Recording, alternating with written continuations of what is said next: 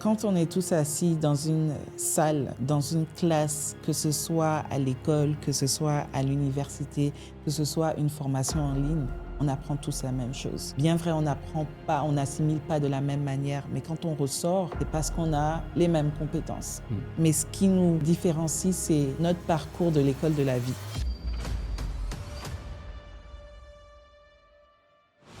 Pour pouvoir se différencier aujourd'hui, c'est vraiment think outside of the box et prendre toutes ces petites choses-là qui font partie de notre parcours et les intégrer dans notre domaine professionnel.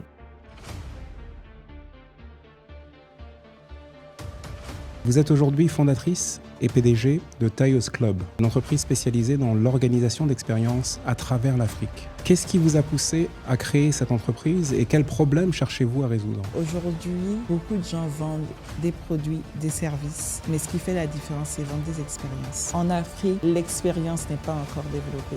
On ne pense pas à faire revenir son client ou on ne pense pas à bâtir une relation avec nos clients.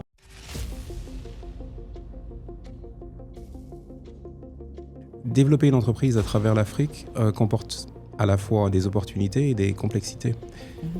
Quelles ont été vos plus grandes leçons jusqu'à présent? Alors, plus grande leçon. Bienvenue au podcast Gilles, Nadia and Friends, un podcast qui se veut promouvoir des personnalités intéressantes du monde entier et particulièrement des afrodescendants. N'oubliez pas, pour nous suivre, de cliquer sur le bouton suivi si vous êtes sur YouTube et surtout cliquer sur la cloche afin de savoir à quel moment nous publions les podcasts. Yumanli Faboumi, bonjour. Bonjour Gilles. Ravi que vous soyez là et d'avoir ce temps particulier, une conversation avec vous. Vous avez une carrière exceptionnelle. Quelqu'un disait la valeur n'attend pas le nombre des années et c'est bien vrai dans votre cas. Alors Yumanli, votre parcours est fascinant.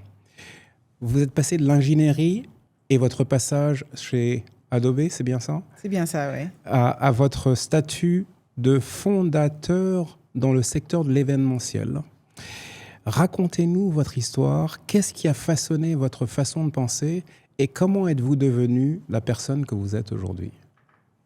Alors, ma façon de penser, moi, je pars toujours du principe que dans la vie, il y a des challenges. Quel que soit là où on est, quel que soit le moment, quel que soit le pays, quel que soit le job, il y a toujours des challenges. Et j'ai eu une succession de challenges de par mon parcours. J'ai eu un parcours scolaire au Bénin. Ensuite, j'ai décidé de partir m'installer à Londres. Cette installation-là est venue avec des challenges. J'ai commencé à travailler à Londres. Donc, la recherche du boulot entre Londres ou d'autres pays en Europe est venue avec des challenges. J'ai ensuite décidé de m'installer, de revenir dans mon pays au Bénin. Donc, c'est venu aussi avec des challenges. Il fallait faire des choix, entrepreneuriat, venir au Bénin, mais travailler pour le corporate ou dans un autre système. Donc voilà, je pars des principes qu'il y a toujours des challenges et que donc c'est ce qui m'a poussé à partir d'un pays à un autre, d'une carrière à une autre, d'un secteur ingénierie à la conciergerie aujourd'hui, donc totalement différent. C'est vraiment que j'ai voulu choisir mes combats parce que quel que soit le combat, il sera un challenge. Absolument. Vous avez vécu en Angleterre, au Bénin et en France, me semble-t-il, une éducation véritablement internationale. D'ailleurs, plus jeune, vous avez vécu quelque temps en Suisse, je crois aussi. Comment cette diversité culturelle a-t-elle influencé votre identité et la manière dont vous créez des expériences aujourd'hui? Alors moi, je dirais que le Bénin m'a éduquée. J'ai été élevée au Bénin, mais l'Angleterre m'a forgée. Et vraiment, quand je prends mon parcours aujourd'hui, les différences culturelles que j'ai eues au Bénin sont totalement différentes de celles que j'ai découvertes en Angleterre. Au Bénin, j'étais dans une école plus ou moins internationale. mais j'étais avec des enfants qui me ressemblaient. Quand tu sors de chez toi, d'une maison à une autre, tu es toujours avec ces personnes qui te ressemblent. Et une fois que je suis arrivée à Londres, j'étais exposée à 10 000 cultures. C'est une ville tout à fait cosmopolite, mais au-delà de ça, c'est une ville qui est très bien desservie. Donc, on a l'avantage de pouvoir voyager en Europe, aux États-Unis, en Asie, et très facilement. Donc, une fois de plus, cette ouverture culturelle-là s'est agrandie. Non seulement elle s'est agrandie, mais elle est venue encore avec des challenges parce que c'est très compétitif.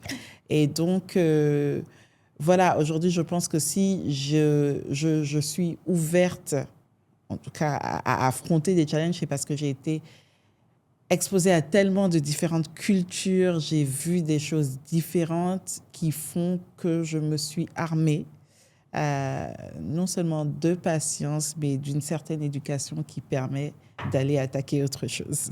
Extraordinaire. Vous avez opéré une transition audacieuse. Je suis sûr que dans votre environnement, on vous a dit, mais tu es folle, tu as un bon poste. Passant d'une carrière stable, entre guillemets, et on dit souvent aux entrepreneurs qu'ils vont dans l'instabilité, en entreprise à l'entrepreneuriat. Qu'est-ce qui a déclenché cette décision et comment avez-vous su que c'était la bonne voie et le bon moment? Alors moi, j'ai toujours voulu rentrer en Afrique. Ça, c'était même pas discutable. À partir du moment où je suis partie, je me suis dit, je pars, je vais vivre une expérience, mais quoi qu'il en soit, je rentre au Bénin, dans mon pays. J'ai envie de participer à l'essor économique du Bénin. C'était juste une question de quand et une question de pourquoi faire. Parce que, bien vrai, j'ai commencé à travailler dans une grande filiale. Donc, je me suis imprégnée dans le monde corporate. J'ai travaillé avant dans des startups aussi, mais le corporate t'offre une certaine sécurité financière et professionnelle aussi. Et donc, je me disais, mais si je rentre au Bénin, vraiment, c'est pour faire quoi? Et je n'ai pas envie de rentrer à l'aveugle, ou que ce soit au Bénin ou que ce soit ailleurs en Afrique. Et j'ai toujours dit, et je ne sais pas si je devrais le dire aujourd'hui, mais je ne pense pas que j'ai la fibre entrepreneuriale. Donc, je disais, oui, rentrer au Bénin, mais pour faire quoi? Et pendant la période de Covid, j'ai commencé à passer beaucoup plus de temps dans mon pays, donc venir passer 3 mois, passer 6 mois, travailler, être en télétravail. Et j'ai lancé un side business.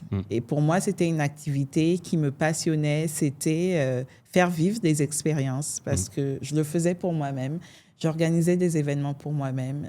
J'aime bien découvrir les belles choses, les belles adresses, les bonnes tables. Donc, je recommandais à beaucoup de personnes des endroits où aller vivre ces expériences-là. Et au fur et à mesure, la demande a commencé à être récurrente. Et je n'arrivais plus à joindre les deux bouts, avoir un poste dans un pays et avoir un side business dans un autre pays. À un moment, je me suis dit, Yumali, il faut que tu te calmes, il faut que tu prennes une décision. Et voilà, encore une fois de plus, c'est un challenge, mais fais ce qui te passionne et fais ce qui fait que tu te réveilles chaque matin. Et même si c'est difficile, tu te dis, je le fais pour moi. J'ai un objectif et je veux atteindre mon objectif. Et donc, voilà comment je me suis lancée. Ne sachant pas au début ce que je venais faire au Bénin, je suis venue petit à petit, ça a commencé à grandir et je me suis dit, vas-y, fonce. Il ne faut pas trop réfléchir, il faut battre le fer quand il est chaud. Oui. Pendant votre passage chez Adobe, vous vous êtes fortement impliqué dans des initiatives soutenant les communautés sous-représentées. Qu'est-ce que cette expérience vous a appris sur le leadership et la responsabilité? Alors, au départ, quand j'ai été approchée pour joindre le Black Employee Network à Adobe, ma première réponse a été non. Je me suis dit, pourquoi en fait se revendiquer, créer un groupe où on dit on est des minorités et notre voix n'est pas assez entendue? Et au fur et à mesure, j'ai commencé à nourrir cette idée et je me suis dit, au lieu de créer un groupe de confort pour les personnes qui me ressemblent, essayons de créer un groupe qui peut montrer qu'on peut aller au-delà de l'aspect professionnel. Bien vrai, on est venu pour un certain poste, mais la vie de l'entreprise aussi est très importante. Et on peut participer à cette vie de l'entreprise et à accroître l'image de l'entreprise au-delà de Adobe. Donc, tout est parti de ça, en fait. Je me suis rendu compte qu'on pouvait aider ces gens-là à utiliser leurs différences, à parler de ce qu'ils font au-delà de leur vie en entreprise pour faire grandir l'image de l'entreprise. Donc, le leadership m'a vraiment appris que il faut amener les personnes qui nous font confiance à sortir de leur zone de confiance, de confort et à s'agrandir. Il y a un lien dans nos deux vies corporatives que vous ne connaissez peut-être pas, mais le premier caucus group a été créé par Xerox et par quelqu'un dont la mémoire est encore très présente dans nos cœurs, qui a été transformationnel pour beaucoup de gens, blancs, noirs, jaunes, qui s'appelle Barry Rand. Et il y a d'ailleurs un article pour ceux qui sont intéressés par ces questions, un article dans le Harvard Business Review des années 70 sur le caucus group de Xerox. Donc vous avez organisé le premier événement du Black Employee Network au Royaume-Uni chez Adobe. Pourquoi ce moment était-il important et quel impact a-t-il eu? Alors comme je disais tout à l'heure, c'était amener les personnes qui me ressemblent et qui étaient considérées comme des minorités à montrer qu'ils peuvent aller au-delà et à sortir de leur zone de confort. Et en organisant ce premier événement, et c'est un événement qui s'appelait Creative and Tech, je me suis dit, ce qu'on va faire, c'est qu'on va appeler des professionnels de l'industrie de la créa et les inviter chez Adobe pour faire un talk, pour parler de leur carrière, pour parler de leur challenge dans le monde, dans l'industrie créa au UK. Et ces personnes-là vont attirer d'autres personnes qui viendront pour les écouter, pour découvrir ce que Adobe fait. Et beaucoup de gens qui sont venus à cet événement nous ont dit « J'aurais jamais imaginé mettre les pieds ici. » Et pour moi, c'était briser les codes. C'était pour montrer que, yes, Adobe, c'est une boîte de software engineering, c'est une boîte tech. Mais au-delà de ça, c'est aussi une entreprise où des gens comme nous ont leur place, peuvent grandir, peuvent participer à des discussions qui vont au-delà de la tech. Voilà, c'était pour montrer l'aspect de diversité qui vivait au sein de cette entreprise-là et de montrer que everybody was welcomed. Excellent, excellent. Vous vous êtes également engagé pour aider des personnes issues de milieux sous-représentés à intégrer le secteur des technologies, donc c'est ce dont vous parliez à l'instant. Quels sont les principaux obstacles auxquels elles sont confrontées et comment pouvons-nous les surmonter? Je pense que c'est un mot que je vais dire en anglais. Exposure. Exposure. Parce qu'aujourd'hui, tout le monde a accès à l'information, tout le monde a l'accès à la formation aussi de par Internet. Mais être au bon moment, at the right time, at the right place, at the right place, tout le monde n'y a pas accès. Oui. Et donc, c'est vraiment ça, le challenge aujourd'hui, c'est comment on accepte des personnes qui ont un parcours différent, mais qui sont tout aussi bien formées, mais qui n'ont pas accès à la bonne personne, au bon réseau. Comment on intègre ces personnes-là at the right place et ensemble. Vous avez un jour pris la parole devant 2000 personnes pour parler de la manière de trouver sa voie dans le secteur des technologies. Quel conseil donneriez-vous à quelqu'un qui a l'impression de ne pas pouvoir trouver sa place dans ce secteur? J'irais à cette personne, au-delà de trouver sa voie, c'est trouver le point de différenciation. Parce que quand on est tous assis dans une salle, dans une classe, que ce soit à l'école, que ce soit à l'université, que ce soit une formation en ligne, on apprend tous la même chose. Bien vrai, on n'apprend pas, on n'assimile pas de la même manière, mais quand on ressort, c'est parce qu'on a les mêmes compétences. Mais ce qui nous différencie, c'est notre parcours de l'école de la vie, ce qu'on a fait au-delà de notre formation professionnelle.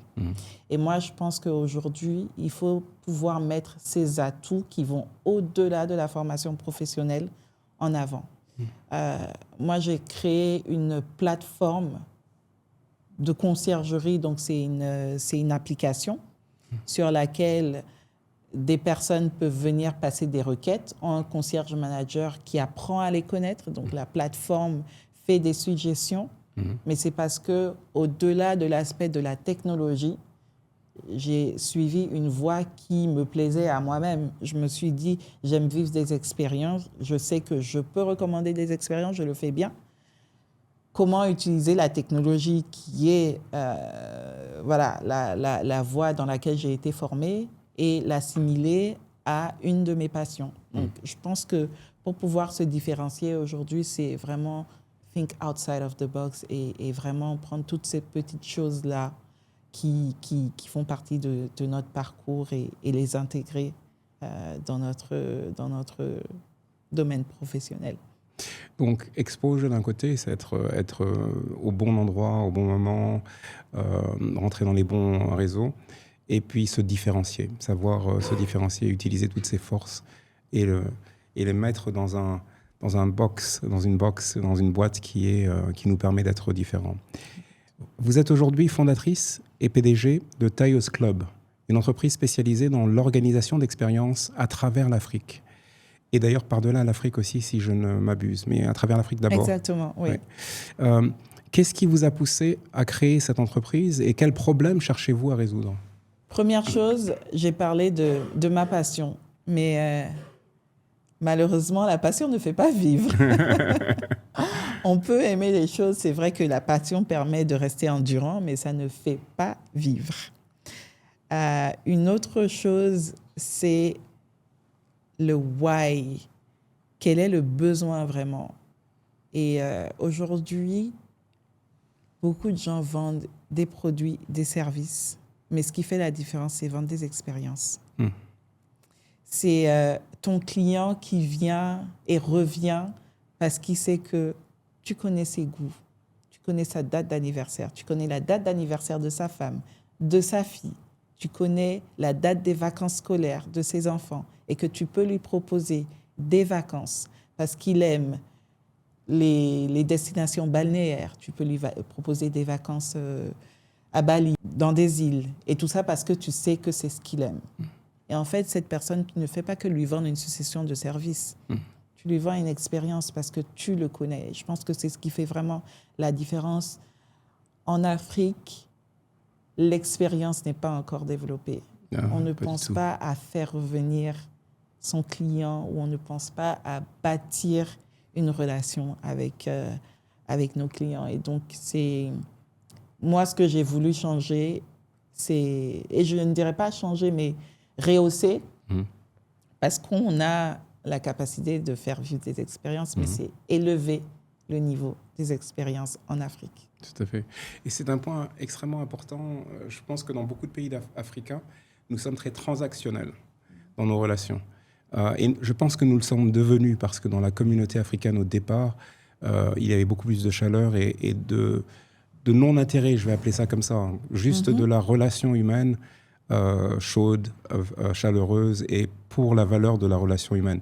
Aujourd'hui, nous sommes devenus plus matérialistes et donc on est très transactionnel. Mais vivre une expérience, et je viens d'en vivre une avec vous, grâce à vous, à travers un événement conjoint, c'est autre chose. Et les clients, aussi bien les clients que les personnes qui viennent, vivent un moment exceptionnel dans du beau, ce qui est important. Et ça permet vraiment de transformer quelque chose dans la relation humaine et de créer, de tisser des liens durables.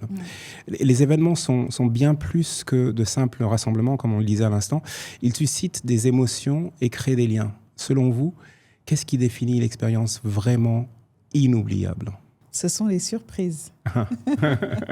Ce sont les surprises. Je dis toujours à mes équipes, le client nous envoie un cahier de charges, mais il faut aller au-delà du cahier de charges. Exceed expectations. Exactly. Il faut l'attendre là où il ne s'attend pas à être. Il faut aller au-delà et offrir à son client un souvenir ou à ses invités des souvenirs, des cadeaux souvenirs qui font qu'ils s'en vont. Ils ont vécu une expérience, ils sont venus à l'événement et ils repartent chez eux avec un petit souvenir qui fait que demain matin, ils se réveillent et ils ont cette chose-là qui leur fait repenser à l'événement. Encore une fois, c'est une expérience, mais c'est une surprise parce que le client ne s'attend même pas à ce que tu lui proposes à ses invités ces cadeaux-là. Donc, pour moi, c'est sortir du brief et sortir du brief tout en sachant que ça va plaire, bien sûr. Bien sûr. et surprendre le client, surprendre ses invités. Passer du secteur technologique à celui de l'événementiel peut sembler être un grand changement. Mais l'est-ce vraiment? Et en quoi votre formation en ingénierie et en technologie a-t-elle influencé la façon dont vous gérez votre entreprise? Je pense que ça m'a aidé à développer une certaine rigueur. Et surtout parce que j'étais dans les opérations. Donc, qui dit opération dit processus. Je mangeais des process every day, new processes. Et donc, c'est ce qui m'aide aujourd'hui, la manière dont je structure ma journée en fonction des processus, la manière dont je travaille avec mes équipes, la manière dont on attaque un nouvel événement ou une nouvelle requête de client, c'est avec des processus. Et donc, à chaque étape du processus, on peut revoir où est-ce qu'on est, ce qui bloque et ce qui peut nous permettre d'avancer. Donc, quand on fait du IT, on a différents cycles. On a des phases de test, on a la phase de prototype, on a la phase où on lance au client, il faut tester encore et tout ça, c'est des process. Et aujourd'hui, moi, je suis process. Ouais. Ça aide, ça permet vraiment de se différencier. Développer une entreprise à travers l'Afrique comporte à la fois des opportunités et des complexités. Quelles ont été vos plus grandes leçons jusqu'à présent?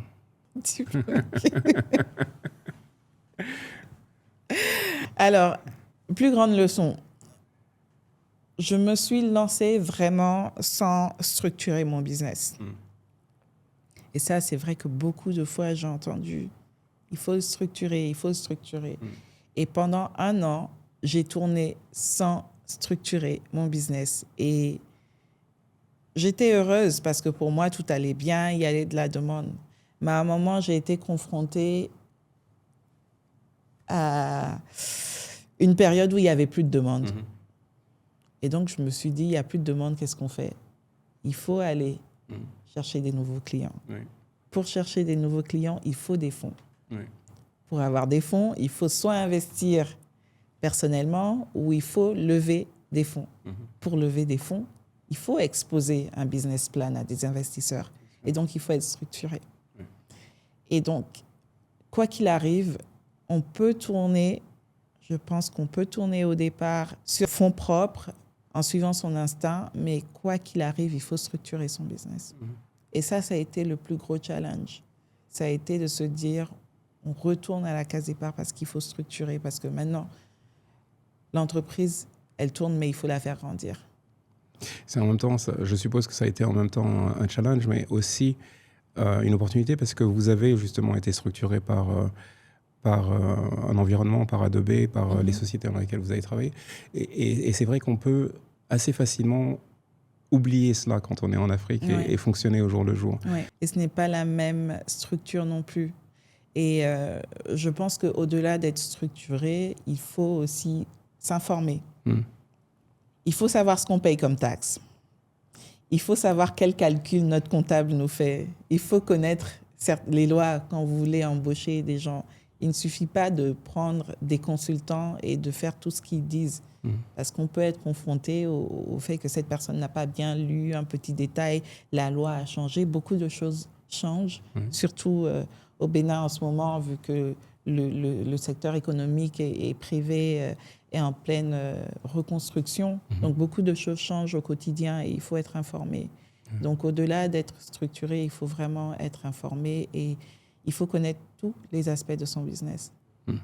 L'opération, le côté commercial, il faut pouvoir être soi-même son business angel et soi-même son COO et son CEO à la fois avant de pouvoir former d'autres personnes. Pour faire le tour des questions liées à l'entrepreneuriat. Ouais. Parlons d'état d'esprit. Opérer un changement de carrière comme le vôtre demande du courage. Quels changements d'état d'esprit ont été essentiels pour vous permettre de franchir le pas? Ah, je suis devenue une warrior. Je suis devenue une guerrière. Dans le sens où chaque matin, il y a des nouveaux défis. Chaque matin, il y a des nouveaux challenges et ça ne rate pas. Et donc, il faut être endurant et c'est pas facile. C'est pas facile parce qu'aujourd'hui, tous les adultes sont confrontés à ça. On n'a pas qu'une vie professionnelle. Ah non, surtout une mère et une maman. En effet, on a une vie sociale, on a une vie matrimoniale, on a une vie de famille, on a une vie professionnelle. Et il faut pouvoir joindre les bouts entre tout ça. Et à chaque aspect, aujourd'hui, ton ami peut t'exposer un problème, ton employé à la maison peut t'exposer un problème, tu arrives au bureau, un autre problème, et à la fin de la journée, you're drained. Parce qu'il y a souvent beaucoup d'énergie négative autour. Tu te dis, il n'y a que des mauvaises nouvelles. Et il y a des mauvaises nouvelles, mais at the end of the day, tu dois payer les salaires. Donc, comment tu fais pour garder un mental d'acier? Et donc, il faut choisir ses combats, parce qu'il y en a beaucoup, mais on ne peut pas attaquer tous les combats à la fois. Choisir ses combats. Ne pas tous les attaquer à la fois. Beaucoup de gens rêvent de se lancer. Beaucoup de jeunes en Afrique rêvent de se lancer, mais n'agissent pas. Qu'est-ce qui les retient et comment peuvent-ils surmonter cela? Qu'est-ce qui les retient? Je pense que quand on rêve de faire quelque chose, mais qu'on est retenu, il y a beaucoup d'hésitation. Je pense qu'il y a une partie de nous qui n'est pas assez confiante. Parce qu'on se dit, je n'ai peut-être pas encore tout ce qu'il faut pour me lancer, donc si je le fais, à un moment, je ne vais pas pouvoir suivre. C'est une question de confiance en soi. Oui, une question de confiance en soi. Et si on ne se fait pas confiance, les autres ne nous feront pas confiance. Et on ne se fait pas confiance parce qu'on est parfait ou parce que we got everything together. No, parce qu'on est toujours en train d'apprendre. Mais on se fait confiance parce qu'on sait pourquoi on le fait. Et j'ai suivi une formation exécutive, un master exécutif. Et pendant cette formation, j'ai appris quelque chose, c'était le why. C'est quoi ton why? Pourquoi tu te lèves tous les matins? Et pourquoi tu fais ce que tu fais? Et je pense que c'est ce qui... Le why pair avec cette confiance-là, ça fait qu'on trouve la bonne connexion pour se lancer. Et pour ceux qui nous écoutent, si vous voulez aller plus loin pour comprendre votre why, pour comprendre et trouver la bonne connexion pour se lancer, allez lire le livre de Simon Sinek, Start with Why, qui a fait je vais appeler ça un tremblement de terre dans le monde du business et notamment dans les MBA, parce qu'il a posé vraiment des bonnes questions.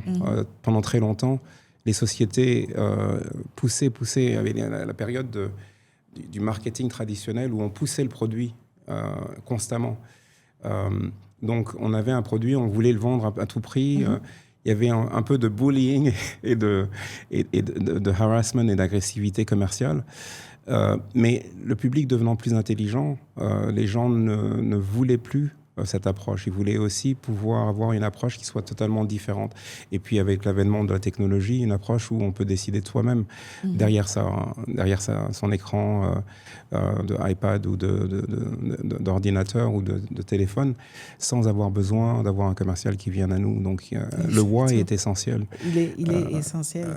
Oui. Et même pour y arriver, il y a le ikigai. Oui. Voilà, moi je dirais faire son ikigai. Et quand on a fait son ikigai, on trouve son why. Et si ce why-là répond à ce qu'on a envie de faire, il faut se lancer, il ne faut plus hésiter. Parce que vous restez dans votre confort ou que vous sortez de votre zone de confort, il y aura des challenges. Alors, ikigai, méthode japonaise, vous voulez expliquer un peu plus? Le ikigai, c'est... Je dirais, je ne sais plus exactement par cœur, je l'ai fait il y a longtemps, mais c'est de trouver ce dont la société a besoin. Ce qu'on fait aujourd'hui, ce qui nous passionne, et de trouver le rapprochement entre ces choses-là. Donc, ce dont le monde a besoin et ce que j'aimerais faire et ce qui me passionne et ce qui me paye aussi. Bien sûr, bien sûr, bien sûr.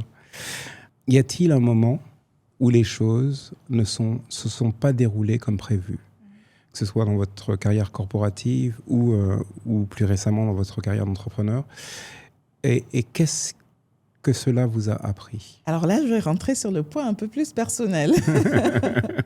Parce que comme je disais, en dehors de notre vie professionnelle, on a des challenges qui un peu partout. Voilà. Donc, j'ai lancé Tailleuse, à l'époque c'était Tailleuse Moment, en 2023, milieu de l'année 2023. Et fin de l'année 2024, je suis tombée enceinte. Et donc j'attendais un heureux événement. Et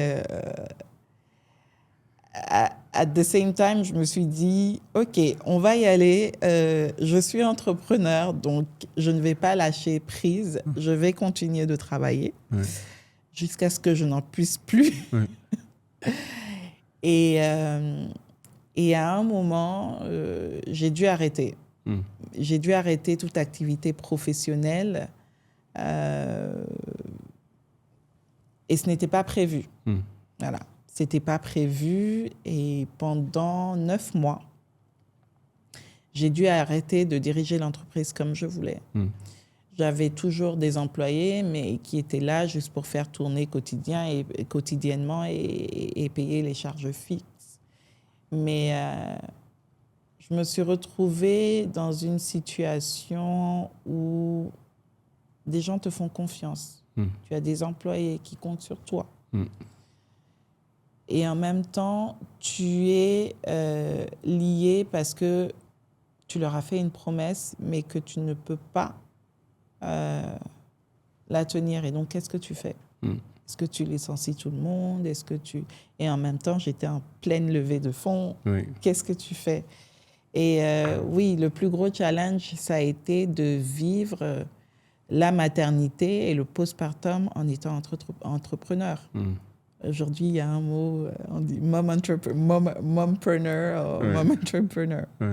Et je pense que je suis toujours dans cet état d'esprit-là où je me dis, mais comment font les mom-entrepreneurs? Comment font les mom-entrepreneurs? Et que fait la société d'ailleurs pour les aider? Les accompagner. Exactement, parce que c'est un véritable sujet. Un sujet qui n'a pas forcément encore trouvé toute sa réponse, mais exactement. Un sujet important. Vous avez pris la parole sur de grandes scènes et mené des initiatives au sein d'une entreprise internationale. Quels conseils en matière de prise de parole en public ou de confiance en soi donneriez-vous à votre public, à notre public? Il faut que ça vienne du cœur.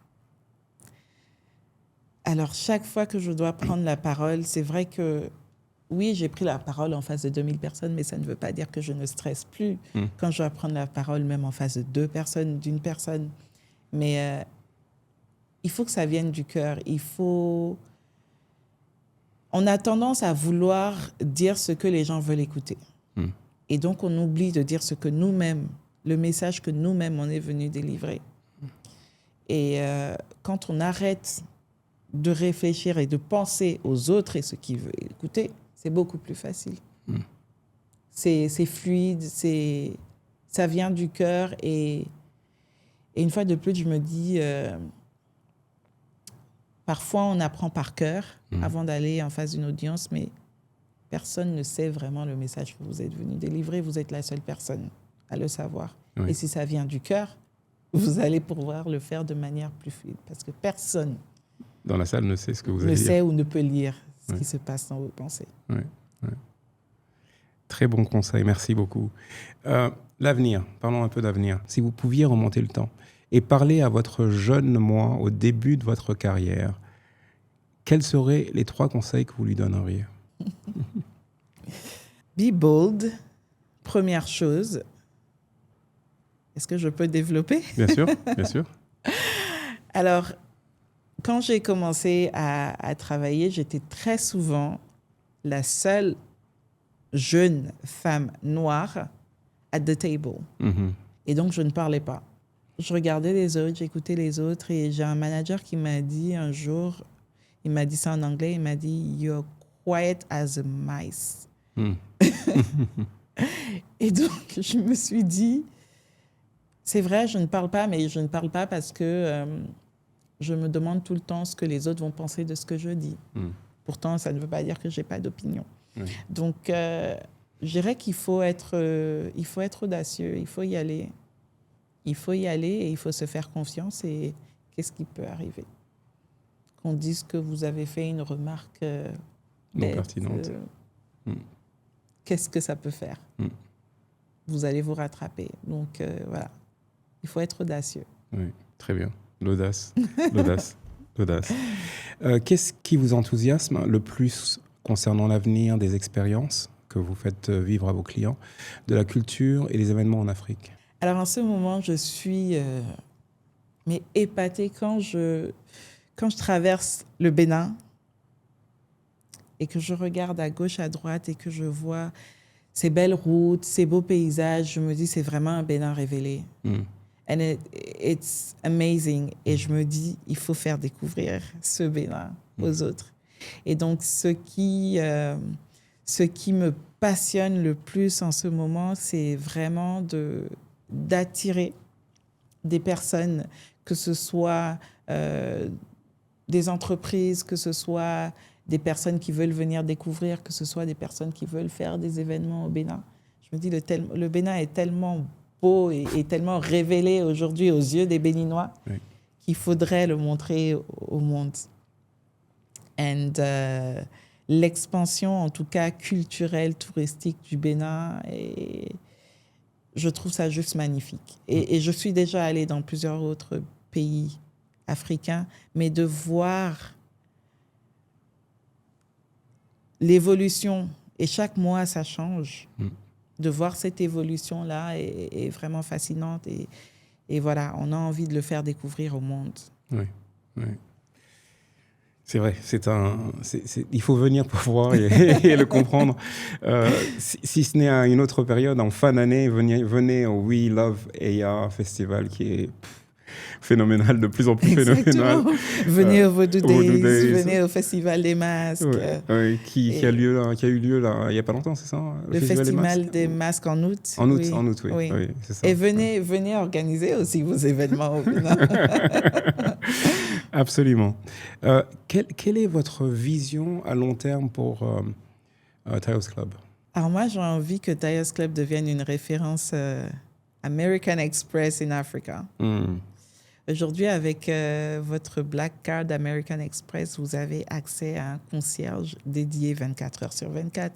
Vous avez accès à des entrées, à des événements d'envergure internationale, à des tickets VIP. Et ce que American Express fait pour des clients qui ont accès à la Black Card, c'est ce que Tayo's Club fait pour des entreprises ou des expats au Bénin. Donc, c'est notre référence. Oui. Black Card American Express, la référence Tayo's Club. Et effectivement, je je vous regarde de loin, mais je ne vous connais d'expérience que par un événement récent. Et si vous avez des événements de très haute qualité à réaliser en Afrique, je vous recommande l'adresse de Madame Faboumi. Alors, ce segment est un segment rapide. On va faire des questions-réponses aussi rapides que possible, mais prenez le temps si vous souhaitez le prendre ici ou là. Un mot qui définit le courage. L'audace. Carrière en entreprise ou entrepreneuriat? Entrepreneuriat. Construire en toute sécurité ou construire avec audace? Audace. La plus grande opportunité pour l'Afrique? Le tourisme. Communauté ou individualité? Communauté. Planifié ou improvisé? Planifié. Une ville qui vous inspire le plus? Tokyo. Technologie ou créativité? Technologie. Une émotion que vous souhaitez que les gens ressentent lors de vos événements? Être surpris. Risque ou confort? Est-ce qu'on peut dire les deux? On peut dire les deux.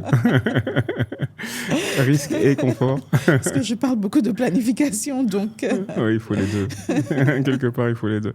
Merci. Ça, c'était vraiment la partie nouvelle dans nos podcasts et une partie importante.